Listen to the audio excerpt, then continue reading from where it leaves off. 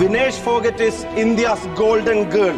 The brave golden girl. അങ്ങനെ വിനീഷ് ഫോഗാട്ട് കോൺഗ്രസിൽ join ചെയ്തു. കോൺഗ്രസിനെ സംബന്ധിച്ചിടത്തോളം ഇതൊരു ജാക്ക്പോട്ടാണ്. റെസ്ലേഴ്സായ വിനീഷ് ഫോഗാട്ട്, ബൽരാജ് പുനിയ സെപ്റ്റംബർ 4 രാഹുൽ ഗാന്ധിയുമായി നടത്തിയ കൂടിക്കാഴ്ചയെ തുടർന്ന് വരാനിരിക്കുന്ന ഹരിയാന നിയമസഭാ തെരഞ്ഞെടുപ്പിൽ മത്സരിക്കുമെന്ന് ഏതാണ്ട് ഉറപ്പായി. വിനീഷ് ഫോഗാട്ട് കോൺഗ്രസിൽ ജോയിൻ ചെയ്യുന്നതിന് മുമ്പ് റെയിൽവേയിൽ നിന്ന് രാജിവെച്ചു. ഇന്ത്യൻ റെയിൽവേയെ സേവിക്കുന്നത് തന്റെ ജീവിതത്തിലെ അവിസ്മരണീയവും അഭിമാനകരമായ സമയമാണെന്ന് ചൂണ്ടിക്കാട്ടി ഫോഗാട്ട് തന്റെ രാജിയുടെ പകർപ്പ് എക്സിൽ പങ്കുവച്ചു. ഇരുവരും കോൺഗ്രസ് പ്രസിഡന്റായ മല്ലികാർജുന ഖാർഗെയുമായും കെ സി വേണുഗോപാലുമായി ഡൽഹിയിലെ വസതിയിൽ കൂടിക്കാഴ്ച നടത്തി. യുവ ഗുസ്തിക്കാരെ ഉപദ്രവിച്ചെന്നാരോപിച്ച് മുൻ ബിജെപി എംപിയും റെസ്ലിംഗ് ഫെഡറേഷൻ ഓഫ് ഇന്ത്യയുടെ മുൻ മേധാവിയുമായ ബ്രിജ്ഭൂഷൺ ശരൺ സിംഗിനെതിരായ പ്രതിഷേധത്തിന് മുൻനിരയിലായിരുന്നു പുനിയയും ഫോഗാട്ടും. സംസ്ഥാനത്തെ ഭരണവിരുദ്ധ തരംഗം മുതലെടുക്കാനും ജാട്ട് വോട്ടുകൾ വർദ്ധിപ്പിക്കാനുമുള്ള അവസരമായാണ് ഗുസ്തിക്കാരുടെ രാഷ്ട്രീയ പ്രവേശനത്തെ കോൺഗ്രസ് കാണുന്നത്. ഹരിയാന നിയമസഭാ തെരഞ്ഞെടുപ്പ് 2024 ഒക്ടോബർ 5 വോട്ടെണ്ണൽ ഒക്ടോബർ 8 കഴിഞ്ഞ മാസം ഒളിമ്പിക്സിൽ ഡിസ്ക്വാളിഫൈ ചെയ്തത് കാരണം ഇന്ത്യക്ക് ഒരു ഒളിമ്പിക്സ് സ്വർണ്ണ മെഡൽ നഷ്ടമായി. ഹരിയാന മന്ത്രി ഭൂപീന്ദർ ഹൂഡ